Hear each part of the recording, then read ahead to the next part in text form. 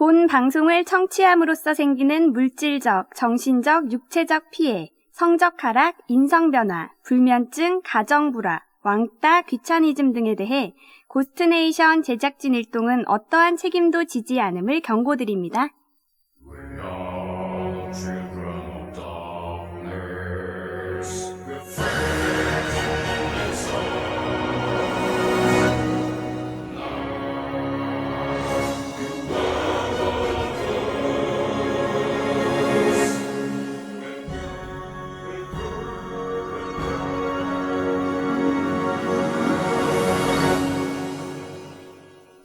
좀 놀아본 오빠의 미심쩍은 상담소가 진행되는 수요일의 고스트네이션입니다. 지난주에는 강박증에 대한 이야기들이 나왔었는데 말입니다. 수겔니 김도리가 상담받는 사람 중에 친구가 강박증이 있댔잖아.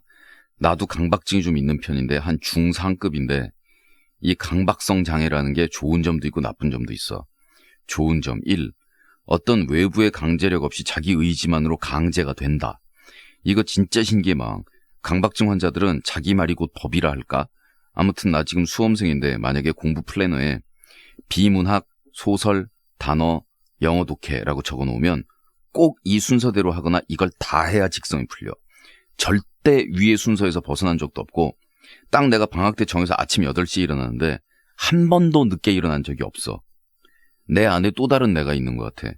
막 아무도 강제 안 하는데 아침에 일어날 때 이상하게 나를 강제시켜서 안 일어나면 어떻게 되지? 일어나야 되는데 하면서 결국엔 일어난다니까? 이 책임감이 강하다. 나 이거 몰랐거든? 고등학교 와서 알았잖아.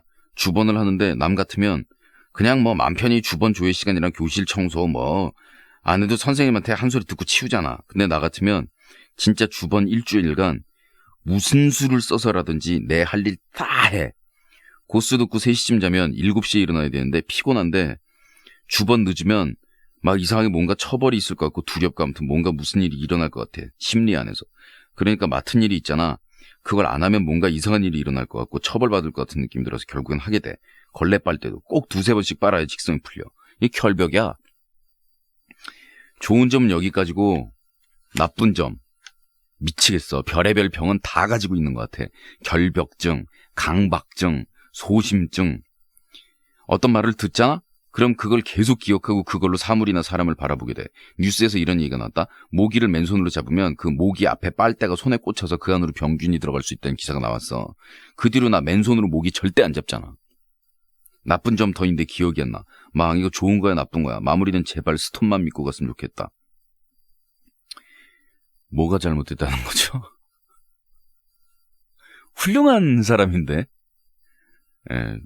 아주 뛰어난 의지력과 자기 절제력을 가지고 있는 훌륭한 사람인데 뭐가 그렇게 잘못됐다는 거죠?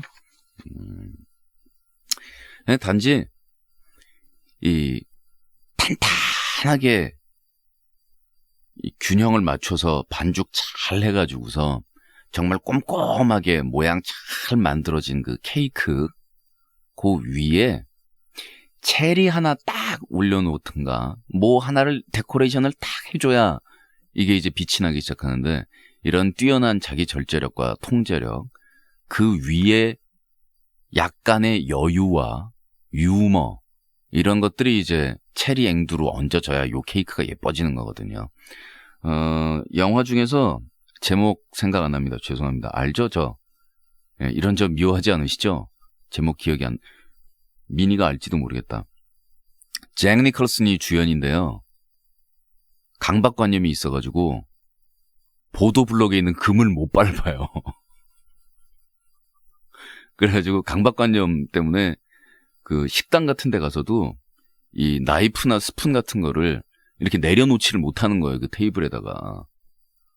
근데 그 이혼녀인가? 뭐 그런 그 식당에 있는 그 웨이트레스 여자하고 눈이 맞아요. 근데 이제 잭 니콜슨은 유명한 작가인데 이 유명 작가와 이 웨이트레스 사이에 사랑 이전에 우정과 이해 같은 것들이 피기 시작해요. 처음엔 되게 싫어하죠, 둘이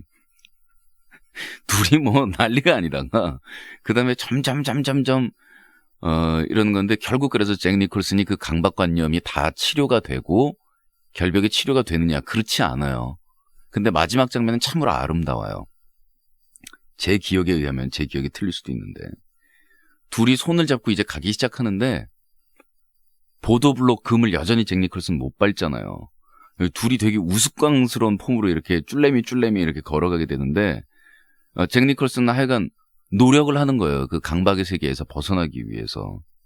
그리고 그걸 이해해 주는 사람이 옆에 있고 되게 아름다운 별거 아닌 것 같은 스토리인 듯 하면서 정말 좋은 영화였어요. 아니야? 이 영화? 모른답니다. 넘어가도록 하겠습니다. 이번 주에 본격적인 상담. 누구든 좋으니까 제발 힘이 되는 답변 좀. 안녕 막 나는 매주 수요일에 좀 놀아본 오빠의 미심쩍은 상담소를 즐겨 듣는 여대생이야. 매주 들으면서 세상엔 나보다 힘든 고민들을 안고 살아가는 사람들이 참 많구나 하면서 느끼는 게 많아. 시원스럽고 거침없는 마왕의 상담 내용에 대해서도 감탄하곤 해. 그래서 내 고민을 마왕한테 도움을 청해도 될까? 고민도 많이 하고 생각도 많이 해봤는데 일단 너무 답답해서 이렇게 글을 올려. 아, 이름은 당연히 말 안 하겠지? 아, 서론 길다. 우리 고스는요, 서론 없어요. 여러분, 오늘 같은 날에는 시작하면서 좀 놀아본 오빠의 미심쩍은 상담소입니다. 이 얘기는 하지만, 이렇게 배경음악 이렇게 깔아놓고, 고스트네이션, 신처럼입니다. 이런 거 보셨어요? 오프닝 멘트 치는 거 보셨어요? 우리 그런 거 없어요. 제발 사연 보내면서 서론 치지 마세요, 서론. 요즘 내 가치관에 너무나도 큰 혼란이 오고 있어. 나한테는 남자친구가 있거든. 그런데 그게 참 말하긴 뭐하지만 2명이라는 거야. 내가 능력이 좋다 그런 얘기를 하고픈 게 아니라 정말로 2명 다 너무 좋아. 차라리 내가 정말 이기적이고 못돼서 심심풀이로 만나는 거라면 이렇게 마음이 답답하고 머리가 복잡하지는 않을 거야. 한 명은 벌써 3번째 다시 사귀고 있는 앤데 이제는 그 애가 사랑이기보다는 정이 아닐까 싶을 정도로 오래 봤어. 누가 봐도 잘생기고 몸매 좋고 노래도 잘 부르고 소위 킹카지만 내가 보기엔 참 철없고 마냥 애 같은 그런 애야. 그래도 좋단 말이지. 다른 애는 솔직히 정상적인 만남은 아니었을 거야. 정말 딱 15일 만나고 군대 간 애거든. 근데 그 15일이 너무 행복했어. 나하고 너무 잘 통하고 내가 말 안 해도 내가 원하는 걸 알고 그리고 가장 큰 문제는 내가 보통 여자들보다 빨리 강을 건넜다는 거야. 솔직히 나는 소위 발랑 까지고 노는 그런 애는 아니거든. 그런데 19살 때 이미 강을 건너버렸어. 그리고 그 상대는 유부남이었어. 그치만 우린 정말 사랑했어. 누가 봐도 부러울 정도로. 누가 보면 안 되죠. 유부남이랑 사랑에 빠졌는데 물론 지금은 헤어졌어. 더 이상 이러면 안 되겠다는 생각이 들었거든. 그날은 정말 많이 울었어. 그 사람도 나를 강하게 붙잡진 않았지만 너무 속상해했고 언제든 돌아오라는 말만 남겼지. 어쨌든 그 사람과 좋게 헤어지고 3번째 사귀는 그 친구와 다시 만나면서 마음의 평정을 찾는 듯 했는데 내 마음속에는 계속해서 그 사람을 떠올리는 내 자신이 너무 싫었어. 이미 강을 건너왔기 때문일까? 군대 간 남자친구가 입대하기 전 기다려달라는 말에 그 애에게 확신을 주고 싶었는지 아니면 내가 원했었는지 살짝 알코올이 돈 상황에서 그 애와 외박을 하고 말았어. 그 애는 정말 나를 깊게 생각했어.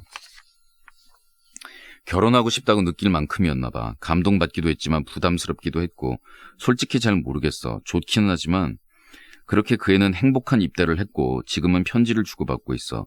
다른 남자친구와는 계속 만나고 있고 처음엔 너무 괴로웠어. 내가 정말 이렇게까지 못된 사람이었나 하는 생각이 머리에서 떠나질 않고 애꿎은 담배만 늘어가고 어느 정도 마음을 정리했다고 생각한 순간 문제는 또 터졌어. 헤어졌던 그 사람의 생일날 난 전화를 했고 생일 축하한다는 말과 간단한 안부를 묻는 몇 마디를 나누고 전화를 끊었지. 그냥 그 사람의 생일은 축하해주고 싶었어. 그 유부남 말이죠. 싫어서 헤어진 게 아니라 너무 익숙해져가는 그 사람을 평생 못 놓아줄 것 같아서 겁이 나서 헤어진 거였으니까. 그런데 이제 그 사람의 목소리를 듣고 나서 내 머릿속은 새 남자가 뒤죽박죽이 돼버렸어. 그 사람이 계속 생각나고 계속 연락하고 싶더라고. 어떻게 이럴 수가 있지? 3사람을 동시에 생각하는 내 자신을 인정할 수가 없어. 군대 간 친구는 내가 다른 남자친구가 있다는 것을 알면서도 사귀자고 했지만 그래도 미안하고 다른 남자친구는 이 사실을 전혀 몰라.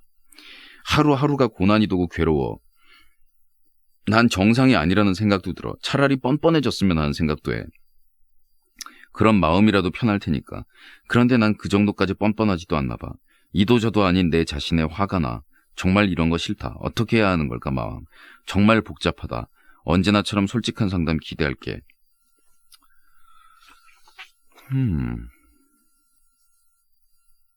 S양, 혹시 일부 다처제의 신화라는 책을 읽어보셨어요? 안 읽어보셨다면 그 책을 읽어보시기를 권합니다. 죄송합니다. 잘못했습니다. 일부 일처제의 신화라는 책일 겁니다. 일부 다처제의 신화랜다. 어떡하니? 일부 일처제의 신화라는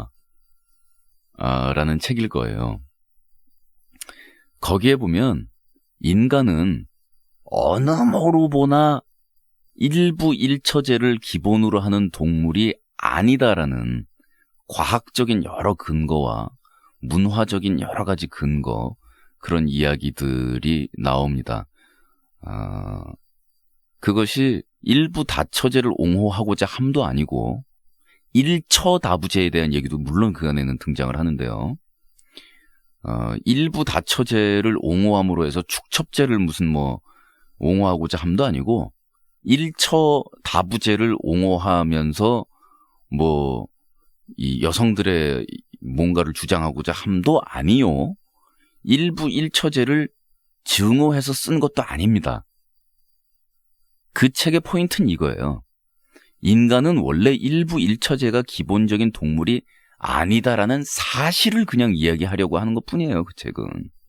그냥 왜냐하면 그게 사실이기 때문에.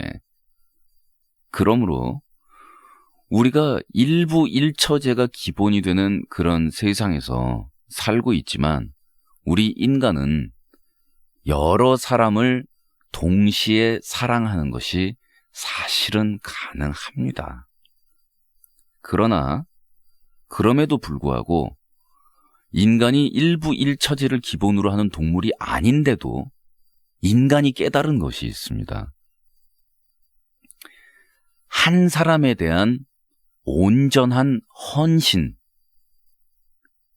devotion, destiny, eternity, and love. 운명처럼 나에게 다가온 내 인생의 마지막 한 명. 운명, 헌신, 이런 것을 통해서 인간이 사랑을 통해서 느낄 수 있는 만족감과 감동과 애정이 폭발적으로 늘어난다라는 것을 깨달은 것입니다. 그렇기 때문에 어떠한 사람이 여러 사람을 동시에 사랑하는 그런 인생을 택했을 경우, 우리나라 같은 경우에는 간통죄가 남아있는 전 세계적으로 몇 안 되는 나라 중에 하나입니다만은 이걸 법이나 뭘로 규제를 할 수가 없습니다. 더더군다나 유부남하고 사랑하는 게 아니고 처녀가 여러 총각하고 동시에 사랑한다라고 얘기했을 때 이거 법적으로 뭐라고 규제를 하겠습니까? 뭐라고 그러겠습니까? 일반적인 사회의 도덕론이나 관념적으로 이것을 비판할 수는 있겠죠. 그러나 사실 현실 따져보면 이거 가능한 얘기거든요. 그렇기 때문에 이런 고민이 생겨납니다. 제가 첫째로 말씀드리고 싶은 것은 이 문제를 해결하기 위해서는 쓸데없는 죄의식에서 벗어나서 자신을 괴롭히는 짓을 그만두라라는 겁니다. 이것은 자연스러운 현상입니다. 당신은 첫 번째 정말로 사랑했던 그 사람이 유부남이었기 때문에 그 사람을 어쩔 수 없이 포기해야 되는 상황이 아니었다면 남자 넘버 2, 세 번째 다시 만나고 있는 남자친구가 존재하지도 않았을 것이고 남자 넘버 3, 지금 현재 군대 가 있는 그 남자가 존재하지도 않았을 것으로 그렇게 내용을 보니까 짐작이 됩니다. 그런데 그 남자 넘버 1을 갖지 못했기 때문에 지금 남자 넘버 2와 3 두 남자를 동시에 가지고 있고 그러면서도 남자 넘버 1을 잊지 못하고 있습니다. 그리고 잊지 못하실 겁니다. 그리고 잊으라는 말씀도 드리지 않겠습니다. 잊어야만 문제가 해결이 되는 것은 아니니까요. 그리고 동시에 여러 사람을 사랑하는 것이 가능하냐 라는 데 대한 이야기를 오늘 했습니다만, 물론 제 이야기에는 반박을 다시는 분들도 대단히 많으실 것이고, 그런 것은 불결하고 지저분한 것이다 라고 이야기를 하시는 분들도 계시겠지만, 인류의 장구한 역사 가운데서, 물론 이 지구의 역사에 비하면은 한없이 짧은, 잠깐 스치듯 왔다 가는 것이 우리 인간입니다만은, 그러나 이 인간의 몇만 년의 역사에서 인간이 원온원으로 한 사람만을 사랑하도록 사회와 관습에 의해서, 또 어릴 적부터의 교육에 의해서 한 사람을 사랑하는 것이 정상이고 나머지는 불결한 것으로 간주된 지역과 장소와 시간은 얼마 되지 않습니다. 이게 정말 놀라운 사실입니다. 그러므로 남들이 자신을 비난하기도 전에 자기 스스로 자기를 비난하거나 괴롭히는 행위를 그만두십시오. 자기 자신을 고만 괴롭히세요. 당신은 충분히 정상입니다. 잘못되지 않았어요. 그리고 젊은 날에 이러한 선택과 선택의 문제와, 그리고 그 각자 모든 사람들이 정말 자신이 원하는 것을 100을 가지고 있었으면 모르겠습니다만은, A라는 사람은 예를 들어 외모를 가지고 있고, B라는 사람은 아름다운 마음을 가지고 있고, C라는 사람은 조건이 참 괜찮다고 할 적에 그 사이에서 헤매다는 일, 남자든 여자든 일어날 수 있습니다. 그리고 지금 S양이 이렇게 상담을 청해 오셨습니다만, 상담을 청하신 분이 여성분이 아니라 남자분이라고 하면 바로 S양의 이런 행동에 대해서 불결하고 더러운 것이다라고 얘기를 하던 사람들 중에 상당수가 능력 있는데 라고 이야기를 할 겁니다. 그러므로 이런 모든 것은 다 편견에 불과하단 말입니다. 그러니까 자기 스스로만 생각하십시오. 자, 우리 사회 도덕적인 규범이나 관습이나 어떤 도덕률이나 이따위 모든 것을 내던져버리고 지금 자신의 마음만을 딱 생각해 봅시다. 그렇다면 당신은 동시에 여러 사람을 사랑하는 문제에서 벗어나서 향후에는 과거에 사랑했던 사람과 이루지 못한, 그리고 두 사람이 싫어서 미워서 헤어진 것도 아니기 때문에 그 아쉬움과 미련을 마음 한켠에 집어넣은 상태에서 그 다음에 누군가를 만나서 사랑을 하면서 그 사랑 때문에 이제 예를 들어 결혼에 골인을 한다든가 사랑의 목표가 결혼은 아니지만 이런 시차순으로 사랑을 하는 것이 가능하냐라는 문제로 바뀌게 되겠죠. 그런데 말입니다. 지금 군대에 간 그 남자와 15일간의 시간을 가지고 있었는데 그 안에 사랑에 빠졌다. 충분히 이해합니다. 저하고 우리 집사람이 처음에 만났을 때 15일을 가지고 있었거든요. 우리 집사람이 뉴욕에서 직장에 취직을 해서 동경으로 갈 때까지 보름을 가지고 있었어요. 시간이. 우리는 처음 만났는데 스파큰 튀겼는데 시간 보름밖에 없으니까 날라다녔지 둘이. 그리고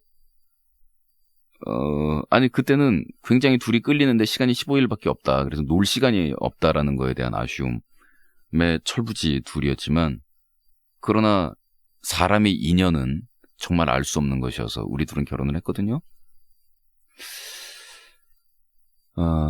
그 이전에 저한테 남자가 왜 없었겠으며, 제가 한 번도 물어본 적은 없지만 제 전에 우리 마누라가 남자친구를 왜 안 사귀었겠어요.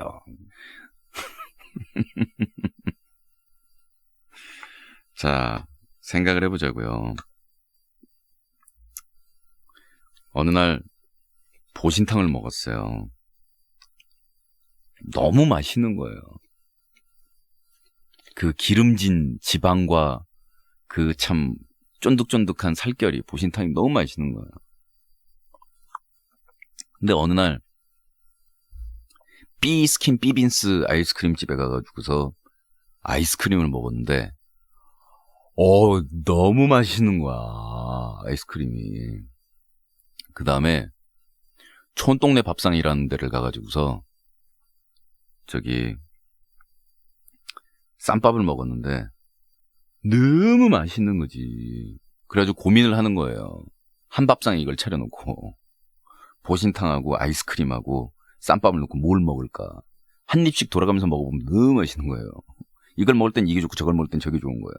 그런데 자, 너무 여러 바퀴 도는 게 아니에요. 몇 바퀴 돌았으면 그런 거에서 절제해야죠. 충분히 하실 수 있는 분이에요. 왜냐하면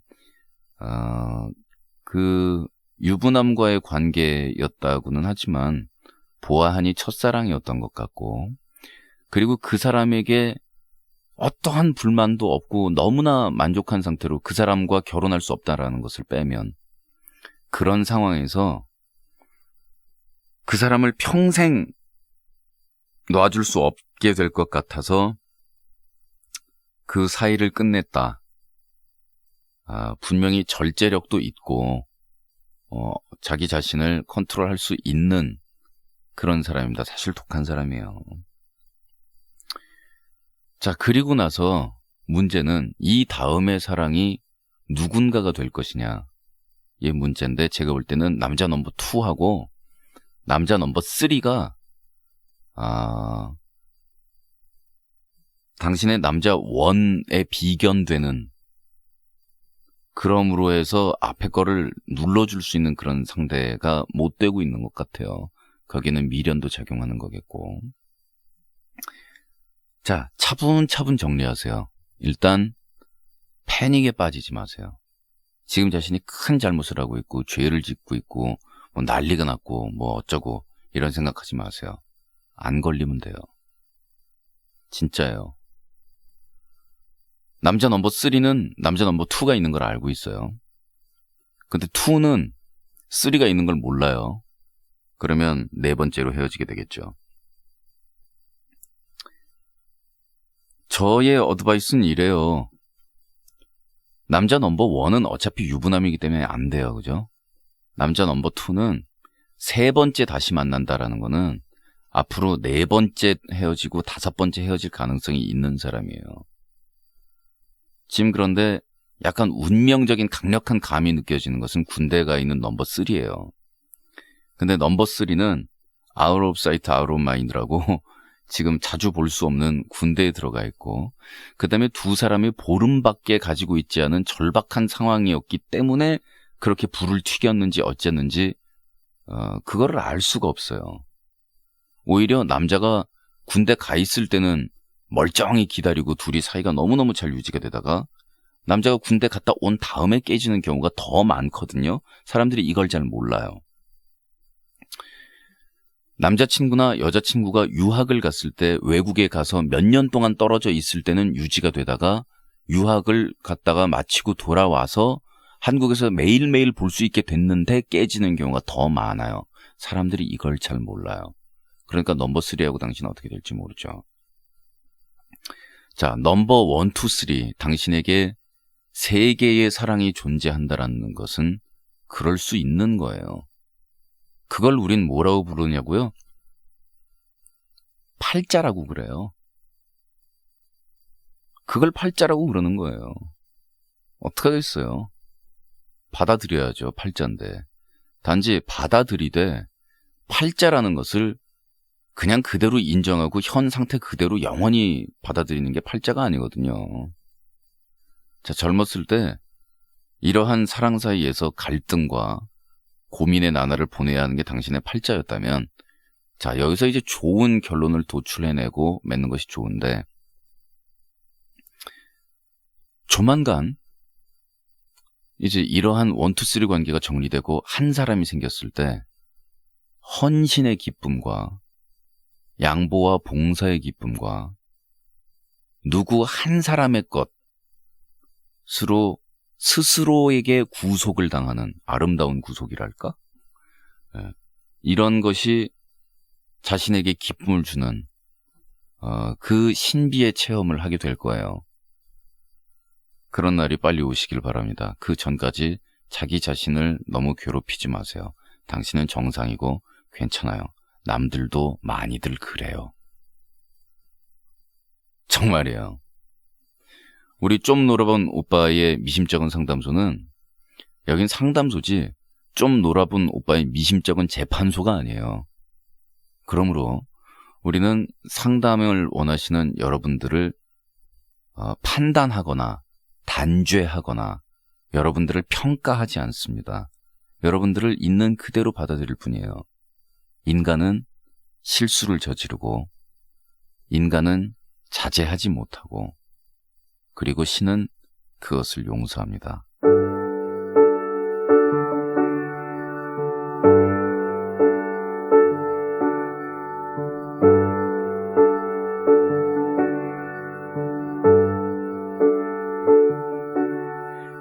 It's not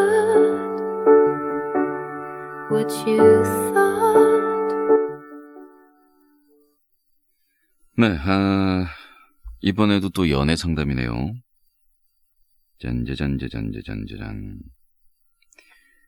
난 지금 대학생이야. 대학 물 먹은 지도 조금 됐고 여하튼 어른이라면 어른이고 아니라면 아닌 그런 어정쩡한 오춘기의 시절을 보내고 있지. 나에겐 좀 있으면 제대하는 남자친구가 있어. 2년을 꼬박 기다린 보람이 느껴지는 게지. 동갑이라서 그냥 편하고 그래. 한동안은 매달 평균으로 나오는 6만 원 정도의 수신자 부담 요금 때문에 시름시름 앓기도 했었고 휴가 나와서는 친구 만나러 다니는 것 때문에 싸우기도 많이 싸웠지. 친구도 좋아하고 노는 것도 좋아하는지라 뭐 이제는 적응이 된 건지 그냥 그래. 근데 다른 건 다 괜찮은데 막 군대 간 남자친구를 기다리고 있는 게 죄야? 그런 나쁜 짓을. 난 혼전관계에 대해서는 안 하는 게 좋다는 주의야. 솔직히 평생 같이 살 것도 아닌데 그러는 건 아니죠 않아? 평생 같이 살 거라고 생각하고 결혼을 하고 관계를 해도 평생 같이 사는 것도 아니에요. 물론 주위에는 일 쳐서 결혼한 애들도 있고 병원 왔다 갔다 하는 애들도 있고 동거했던 애들도 있고 그래. 그런 애들이 나쁘다는 건 아니고 나는 싫다 이거지. 근데 말이지 왜 군대 간 남자친구를 기다린 여자들은 다 관계를 가졌다고 보는 거야? 솔직히 정말 짜증나거든. 기다린 게 대단하다라는 사람들도 있지만 좀 다르게 보는 사람들도 꽤 있더라. 아니라고 그러면 그래? 이러면서 눈빛은 개슴츠레한 거 있잖아.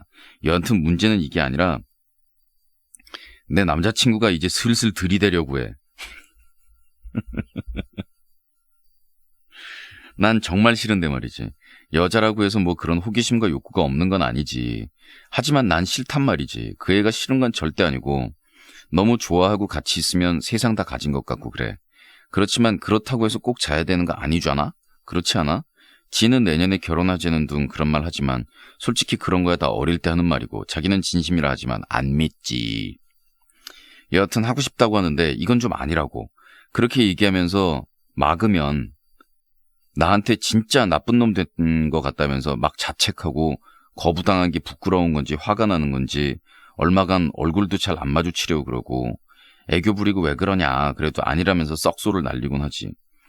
눈에는 말로 표현할 수 없는 슬픔이라나 부끄러움이라나 뻘쭘함이라나 왜 그런 게 마구 묻어나면서 말이지. 이 녀석이 나에게 하는 말이라 하면 어린애도 아니면서 왜 그러냐 자기 본인이 싫으냐 이런 얘기를 하지. 솔직히 한쪽 구석에는 경험이 없는 나로서는 궁금하기도 하고 사랑하는데 어때 이런 생각이 마구 솟아나지. 나도 사람인데 본능과 욕구가 있는데 그렇잖아? 하지만 이 녀석과 내가 결혼을 할지 안 할지도 모르는데 만약 이렇게 했다고 쳐. 그럼 한 번 하는 게 무서워서 그렇지 계속 하자고 할 거 아니야. 싫거든. 피임법이 어쩌고 하지만 그게 뭐 100% 되는 것도 아니고 더군다나 미래의 내 남편 얼굴을 어찌 똑바로 볼 수 있을 거냐고. 아무리 시대가 바뀌어서 괜찮을 거라고 하지만 이건 아니라고 봐. 물론 남자들의 80%가 경험이 있다고는 하지만 그래서 억울하다는 여자들도 있지만 대한민국이라는 나라의 여자로 태어난 잘못이지 뭐 어쩔 거냐고. 그런데 더 문제인 것은 거절당한 이 녀석 그날 밤에 술 먹고 전화 와서 하는 말이 자기가 남자로서 매력이 없냐는 거야. 헐. 군대 가서 독하게 살 빼나오더니 몸짱이 돼서 나오셨거든.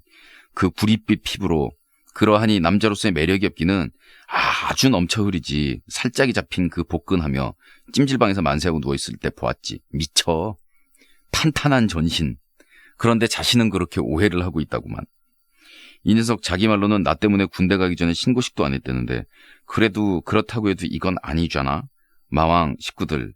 이 아이 자괴감 안 들도록 잘 마무리하는 방법 부탁해. 남자들은 더더욱 잘 알겠지? 난 정말 어찌해야 될지 모르겠다고. 그럼 마무리는 마왕이. 제 생각하고는 살아가는 방식이 크게 많이 다른 분이에요. 그리고 제가 만일 이 상담을 지금 해오신 A양의 남자친구였다면은 전 벌써 헤어졌어요. 물론 A양은 저 같은 날라리를 남자친구로 삼지도 않았겠죠. 그러니 사람마다 달라요. 그런데 어쨌든 분명한 것은 A양의 남자친구는 괜찮은 친구예요. 괜찮은 친구고 보통 이 정도 되면 사랑하는 게 아니라면 보통 남자들 짜증내고 그냥 깨버려요. 몇 년째인데 지금. 몇 년을 공을 들였는데 이게 뭐냐고. 이러고서 짜증나고 깨버릴지 몰라요. 그리고 이런 경우에는 성관계의 단계로 넘어가시면 안 될 거예요. 왜냐하면 본인이 절대로 아니다라고 생각을 하고 있는데 어쩔 수가 없어요. 그 간발의 차이거든요. 간발의 차이인데 본인이 그런 건 절대 싫다라고 얘기를 한다면 당연히 안 하는 거예요. 그건 어쩔 수 없는 거예요. 뭐 어떡하라고요. 본인이 사고방식이 그런데. 그렇다면 결혼을 하셔서 정말로 남편이 된 분과 성의 세계를 넘어가는 그러한 드문 케이스가 되겠죠. 저는 그 케이스들을 욕하거나 비웃거나 그러고 싶지 않아요. 대단한 사람들이라고 생각해요. 단지 이것도 또 한 끗 차이인 것 같은데 자기 자신을 인질로 볼모로 삼아서 그렇게 처녀성을 나중에 자신의 남편에게 갖다 바쳐야 될 뭔가 이런 것으로 생각하지는 않았으면 좋겠어요. 그리고 제 생각에는 미래의 남편을 만났을 때 자신이 처녀성을 가지고 있지 않다고 해도 그것이 꿈속에서 산신령이 삥 나와가지고 모년 모월 모일날 너는 네 남편이들 누군가를 만날 것이니 그전에는 아무도 사랑하지 말고 아무것도 하지 말아라고 얘기해 준 게 아닌 바에야 그것이 죄가 되는 것은 아니라고 봐요. 요즘에는 남자들도 많이 바뀌었어요. 내 아내만큼은 절대로 처녀여야 한다 그런 생각을 하는 사람들이 뭐 그득한 뭐 이런 세상은 아니니까요. 근데 어쨌든 제가 말씀드리고 싶은 것은 그래서 남편하고 첫 경험을 하고 싶다라는 그 마음가짐은 정말로 아름다운데 이거 말하기가 참 뭐하다. 그것을 어떤 교환 조건이라든가 남편한테 자신의 가치를 올리는 방법이라든가 이런 걸로 생각하시지는 않는 것이 좋을 것 같다라고만 얘기해 두죠. 나 미쳤나봐. 사촌 오빠를 좋아해. 몇 년 전부터 사촌 오빠가 남자로 보이기 시작했어. 이러면 안 돼 이러면서도 자꾸 남자로 보여. 미쳤나봐.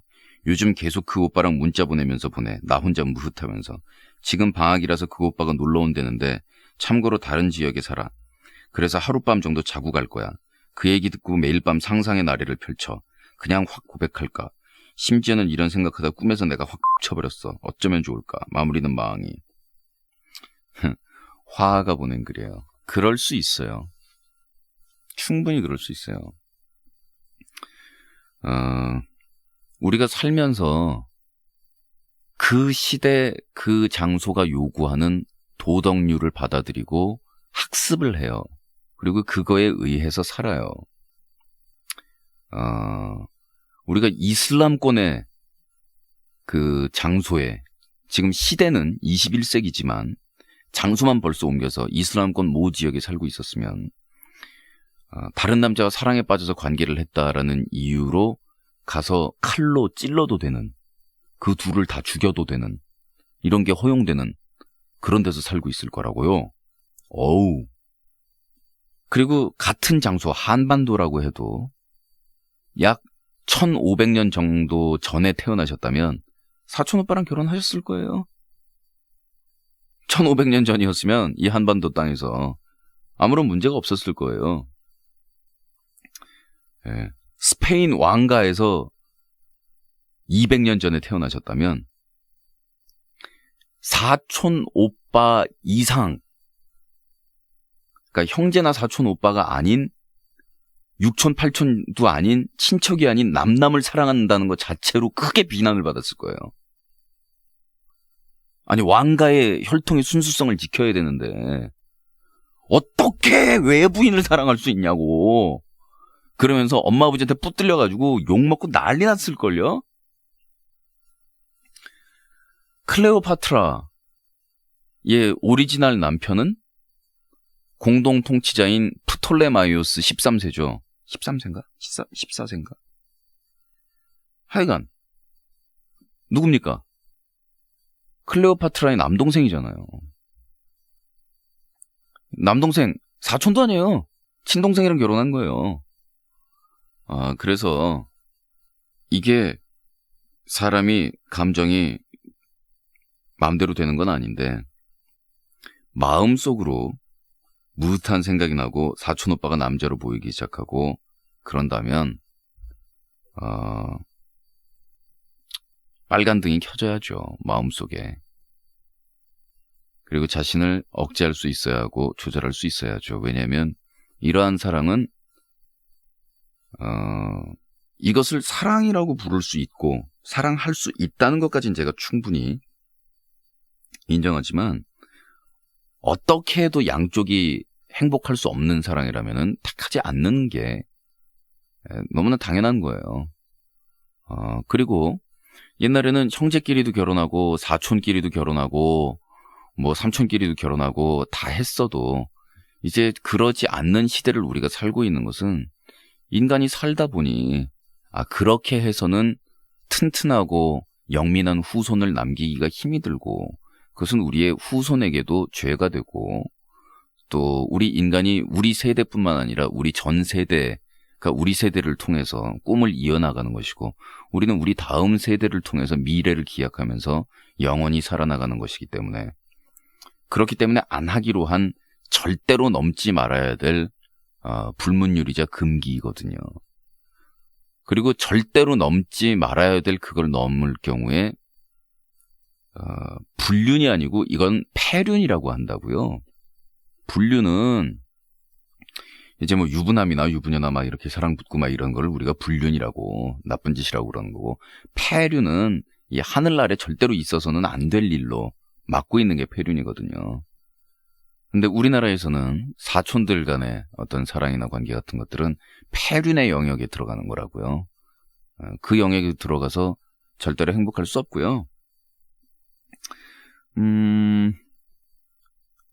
그런 경우 있습니다. 그러니까 뭐 사촌 관계 아니고 그냥 남남인데 남자 여자 사이인데 10년을 만나요. 둘이 데이트 아닌 데이트를 해요. 영화관도 가고 밥도 먹어요. 그러면서 남녀 간의 묘한 기분을 약간씩 느껴요. 근데 그 이상 선을 넘어본 적은 없어요. 근데 그걸로 오래 보기 때문에 즐거워요. 그럴 수도 있어요. 재밌잖아요. 사촌 오빠가 남자로 보일 정도로 멋진 남자인데 이런 사촌 오빠가 있으니 뭐 반 애인 삼아 데리고 다니고 친구들한테 애인 아니야 사촌 오빠야 깔깔깔깔 뭐 이러면서 재밌게 다닐 수 있을 거예요. 거기까지.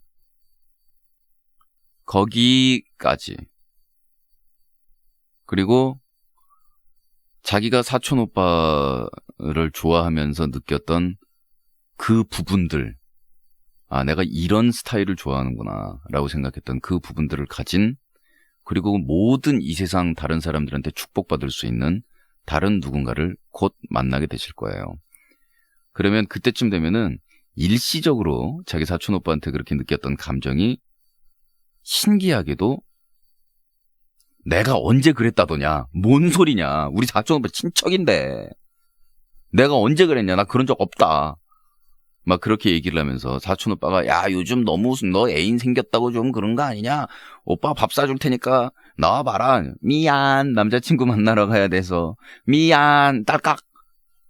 예, 이렇게 돼버리는 경우가 훨씬 더 많아요. 그러니까 절제하시고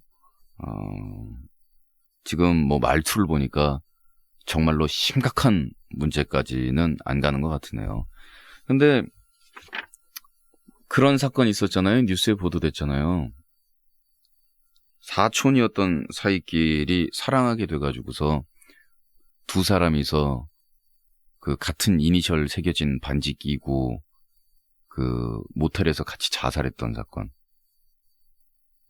아, 이게 인간이라는 게 그런 거거든요. 예. 지금 얘기를 들어보니 농담도 유머도 약간 섞여 있고 그 정도로 심각하게 막 서로 좋아해 막 이 정도까지는 안 가신 것 같은데 오케이 좋아요. 사촌 오빠랑 재밌게 지내시고 거기까지.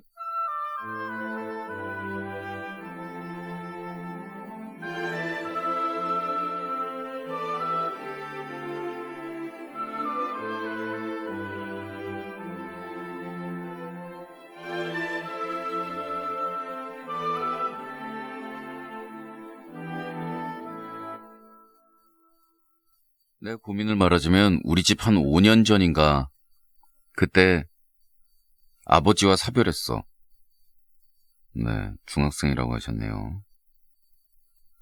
근데 2년 전인가 그러니까 아버지와 사별한 후 4년 후쯤 아버지와 사별한 거는 어머니가 사별하신 거고 예.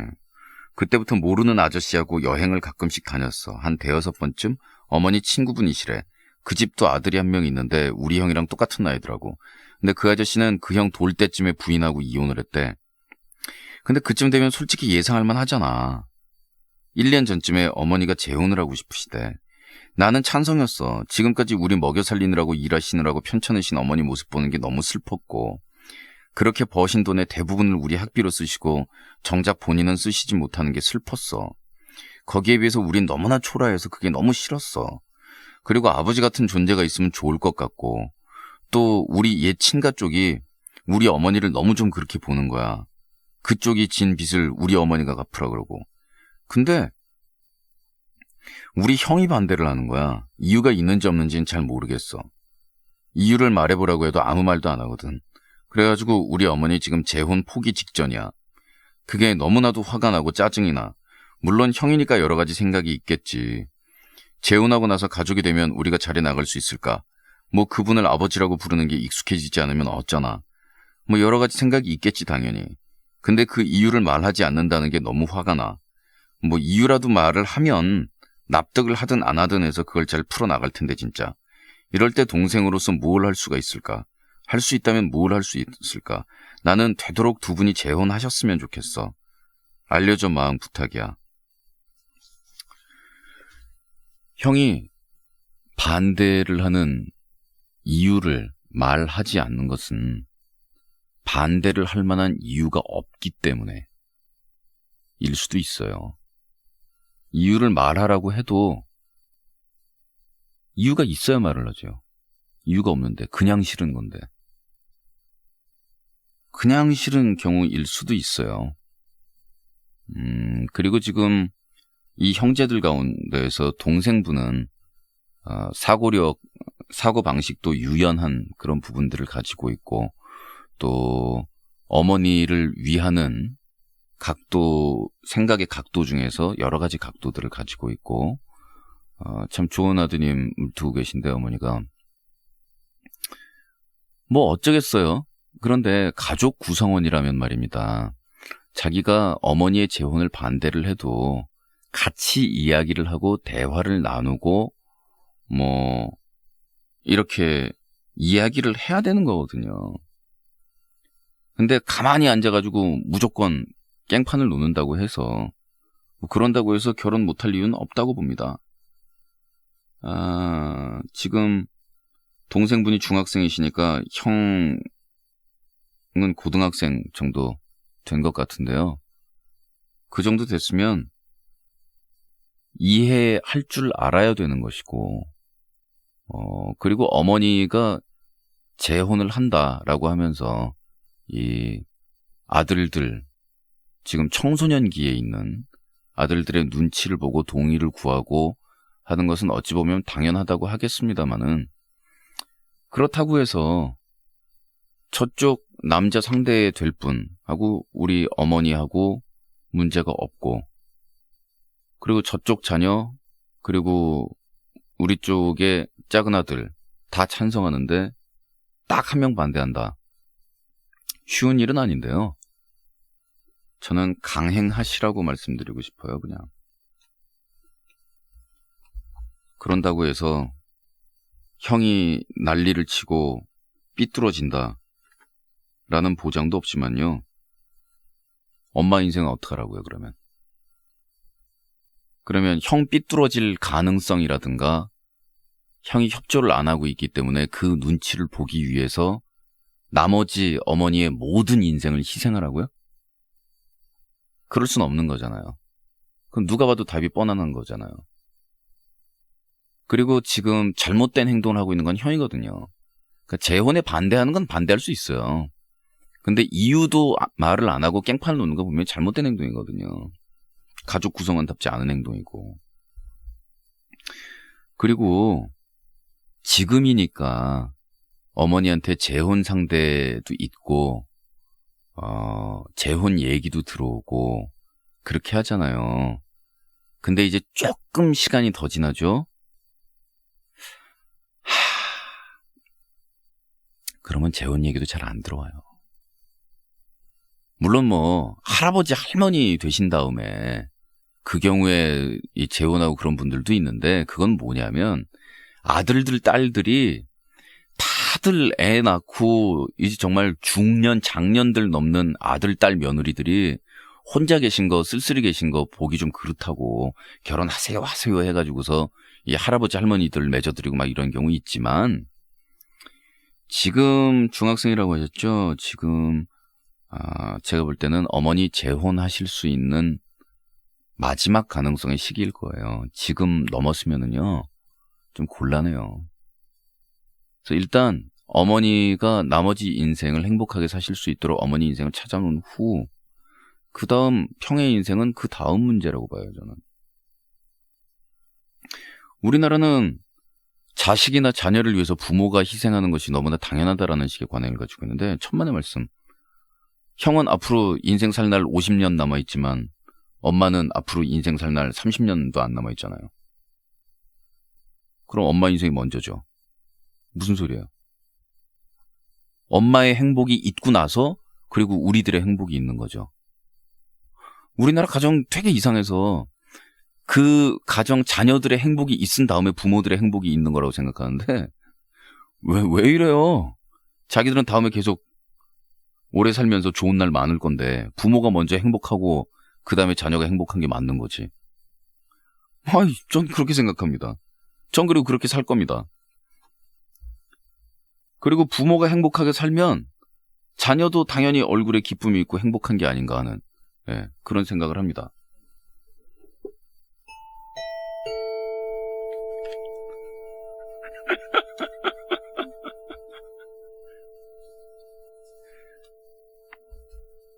그런 거죠, 뭐. 그리고 질투를 할 수도 있고 뭐 화를 낼 수도 있고 뭐 겁을 할 수도 있는데, 형이 청소년 고등학생쯤 됐으면, 옛날 같았으면은 동생 데려와 가지고서 어머니 앞에서 무릎 딱 꿇고, 어머님이 아버지 여의신 후에 우리 형제 살피면서 손이 발휘되도록 일하시고 몸도 약해지시고 한 꼴을 보니 소자 눈물이 나서 참을 수가 없사옵니다. 요행이 어머니 곁에 좋으신 분이 계신 듯 하오니 어서 혼인을 하시어서 어머님 편안해지시는 것이 저희들 효도하는 길이요. 그게 어머니가 저희들 위하시는 길인 것으로 아옵니다. 라고 얘기할 나이에, 옛날에는 이해는 말 안 하고 꿍 해가지고 있다는 거 이해는 가는데, 그렇다고 해서 두 분이 결혼 못 하신다는 건 말 안 돼요. 어머니한테요, 큰형 책임질 테니까 신경 쓰지 말고 재혼하시라고.